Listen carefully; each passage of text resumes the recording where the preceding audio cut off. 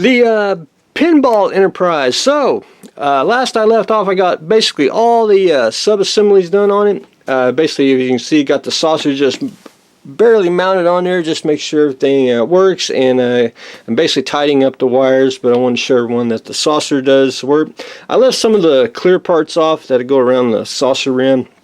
To me, I don't think they really affect anything, and I like the glow from the LED. Without the clear part, I think it makes it look much more nicer. But anyway, we got some light blocking we'll have to do, and we'll do that later on once we get painting and all that good stuff. But I wanted to show everyone very slightly, because it's just hanging on there by a thread. But got the impulse deck. I got it sanded on the inside, and to diffuse it, basically you just take sandpaper and on a clear part just sand the inside of it, and then since that's done, I'll take Accuration's decal impulse deck there, and I'll put the I may probably do the red, but I may overlap both of them, just give it that amber orangey glow once it's not lit. But anyway, there you have it,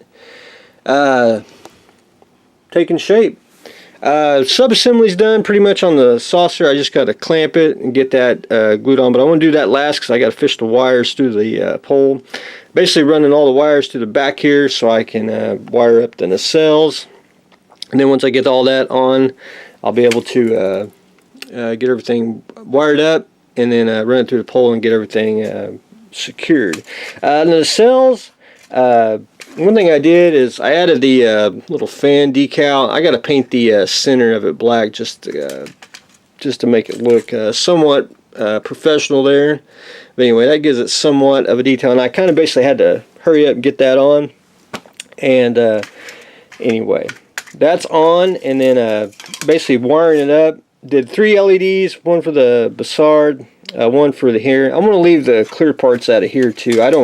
That's one thing about this kit. I actually love the kit. It actually goes together really well. I mean, it's engineered extremely well.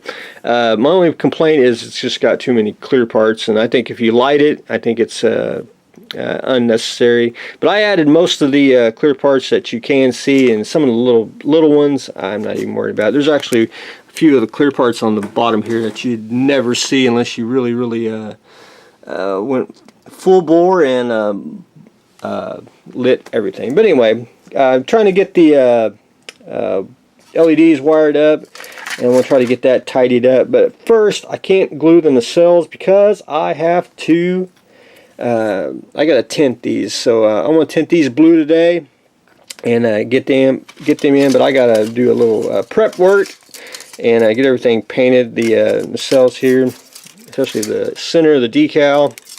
And then I just got to do some tinting blue, which will be Tamiya, or it'll be food coloring or future there.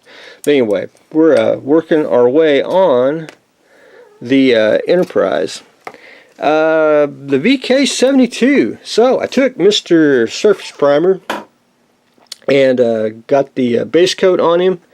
So hopefully we are good to go. We're going to do the ad hoc camouflage, which is AD-HOC, which is basically I want to call it polka dot camouflage, but that's it's like the last one on the crocodile, but it's got more of a Panzer gray.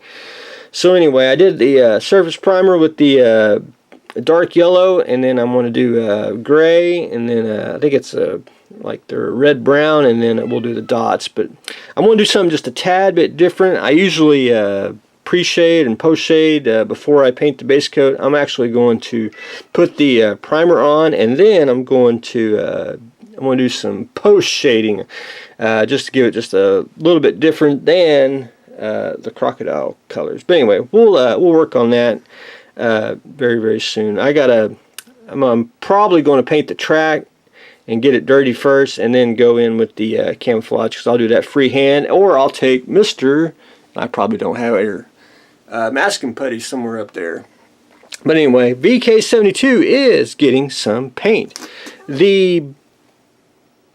Up next for the Build for Others, this is the car from Baby Driver. It's actually a a Challenger, but it's supposed to be a Hellcat, but it's not a Hellcat. I think it's a kind of an in-betweener. But anyway, I'm not a car guy, so I'm not totally 100% accurate what the Hellcat looks like. But anyway, this one in Baby Driver has an actually solid hood here on these where these are at, and the front here needs to be filled in, which that's no big deal. We're going to take AV's epoxy sculpt, which that is right there. We're going to take that and fill in the front bumper, and we're going to fill in the top here.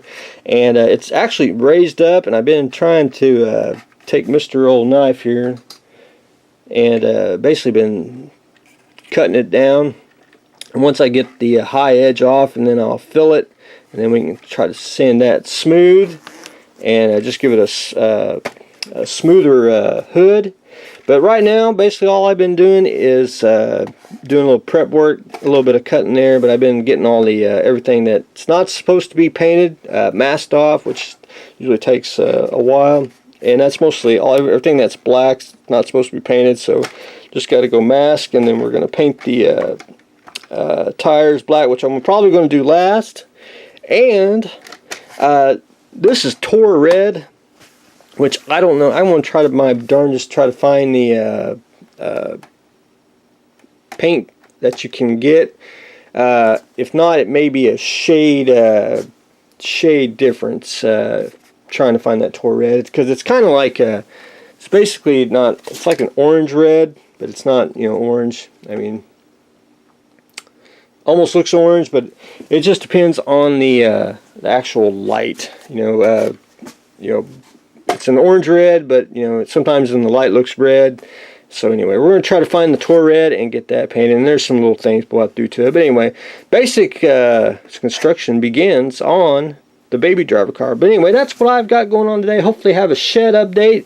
We are getting the primer on the VK72. We're starting the Baby Driver car, and we are sub-assembling away the Pinball Enterprise. So that's what I got going on today. So stay tuned for the next exciting episode.